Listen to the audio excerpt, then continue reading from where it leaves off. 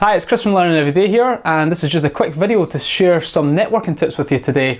And as you can see, I've changed my setup in here, and it's been a while actually. It's been about a year, I think. I've been trying to get a decent setup in my office here at home so I can do more video. And I've got lights on, and I've got a new mic and things like that, so I'm quite keen to try this setup. So I thought, what video could I do today?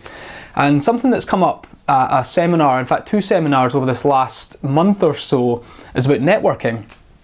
And when we start talking about marketing and all the things you can do to market your business, one of the fundamental things that I always come back to is building your network, getting offline and actually meeting people face to face and reaching out to people. And this is a really fundamental part. It comes up time and time again. Every time we talk about marketing, it always comes back to this sort of natural conclusion that in small business, we have to get out there and we have to meet people. So I kind of want to just cover a little bit of a few tips from my own experience, reflecting back over the last sort of 18 months or so for me, and what I can share with you that might help you to get started in a quicker and more effective way. So when we're talking about marketing, one of the first things I ask people is, are they actively getting offline and meeting people?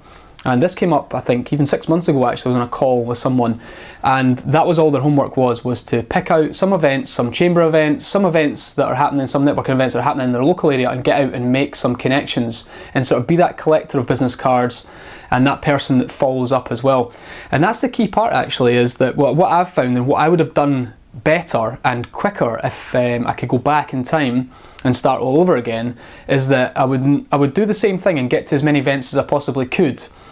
But I would also be more proactive in following up as well. So at the beginning, I don't think I was as proactive as I could have been.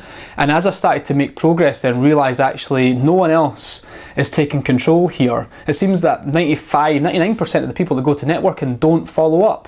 Most people don't do it. And I'm saying that from my own experience, in that I've been to so many events and no one follows up in the right way. A couple of times you get an automated email, which frustrates the hell out of me, but actually making a proper follow-up.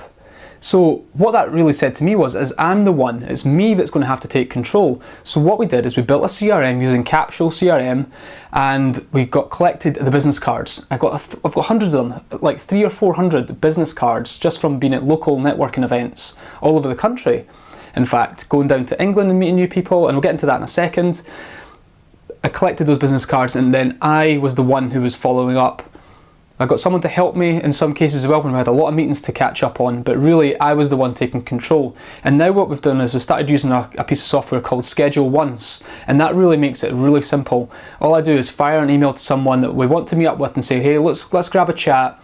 We either book in a call or we book in a face-to-face, and I'm more inclined now to take control. I'm the one saying, look, I want to hook up with you, I want to grab a chat, I want to get to know you a little bit better, and I'm the one forcing the appointment and putting it in the diary. And actually, even further on now, more inclined to actually do calls with people, either Skype or traditional phone, because it's actually more beneficial for each person, especially in that beginning stage where you're just starting to get to know each other. Just grab a 20-minute call with each other. We're all busy, and having a call means that we don't have to get in the car and drive somewhere to a mutual place. We can just get on the phone, we can start chatting to each other. And I actually do that a lot now, rather than spending a lot of time in the car, which I was in the beginning.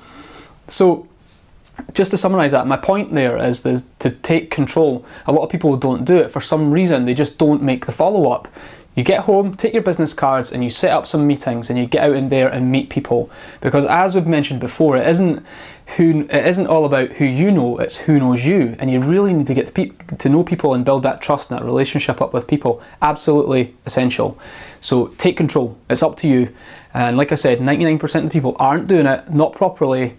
So you've got that opportunity there to really build a solid network. And it's the people with a big network and a really solid network and like really strong connections, those are the people that are really successful. So I think it's a really important strategy, and it's just the way that you do it. You can make it as efficient as you possibly can by taking control, putting the dates in your diary, getting out and meeting people, and being efficient at that point as well. And you're trying to build your network. You're not trying to sell to people, you're trying to strengthen your network, because that leads on to the next important part, which I've found to be really, really advantageous when actually making connections, and that's making introductions. So that's connecting two people together. you can't do that if you don't have a big network. You might know a lot of people, but if they're not strong enough, you don't feel like you can make those connections, those introductions. And that's one of the things about, in the last maybe 6 months or 8 months, I've been focusing on, is how can I take the people I know and connect them together, okay, and make those connections. And making introductions is really good, because what will happen is they can both do business with each other. One might be able to help the other one might be able to help the other one, or they might know someone else that they can connect to. And what you're doing is you're making those connections, those introductions, so you can strengthen your network further. And it's a great way to build your own network and to strengthen the relationships you have with two people by bringing them together. And if you've got a good network of people who have the same philosophy as you, they'll be more than happy to take a call, to make an introduction as well, and to actually go ahead and meet those people face to face.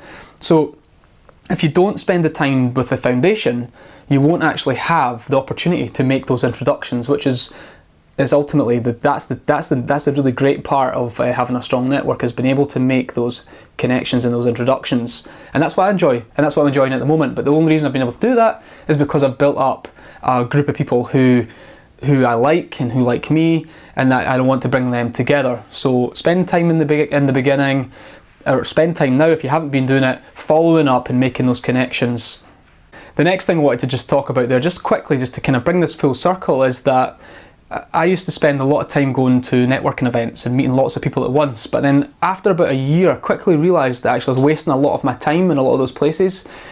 And the key thing that I get most value from, and I'm just sharing this with you, you don't have to take this on, but this might give you a couple of ideas, is that I spend more time in a sort of one-to-one scenario.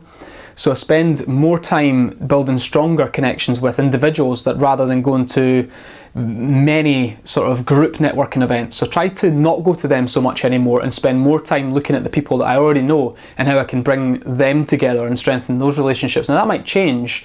I still go to networking events, it's just I don't go to as many, and I've used the time I've got to do two things. One is to spend time one-to-one with people, and the second thing is to spend more time connecting with people nationally and internationally instead of just locally. So I'm reaching out to people using things like Skype, and getting to conferences in England and throughout the UK, and trying to build my network that way as well. So there's a couple of things in there, and what that's allowed me to do actually is, because I've started to grow my network sort of geographically, that has been a fantastic opportunity for me to now make even more connections, more introductions with people who have got, I don't know, from other parts of the world who've got different experiences. So really breaking out of that sort of localized sort of bubble, you could say. And there's nothing wrong with it. I've just seen how I've managed to sort of sneak out of it a little bit and make connections with people nationally, and it's really helped me to make more introductions. I feel like I know way more people now because they know people. And now the network's actually growing geographically, which is fantastic. But it all starts with me taking control, and that's the point of this video, is that I had to be the one that was proactively trying to grow and strengthen my network. And I wasn't trying to sell anything. That's another sort of side note to all of this. It's me, just for me and my business and my whatever success that might bring me, is I feel is going to be relative to the strength and the size of the network that I'm able to create. So that's the piece of information that is probably longer than I really wanted it to be, but that's the nuts and bolts of it. So that's my advice for you. I hope that's really helped you when you're going into networking events and when you're thinking about your own networking strategy. And if you've got any feedback, any questions, just leave a comment either on the blog or below this video. And until the next video, don't forget to be awesome.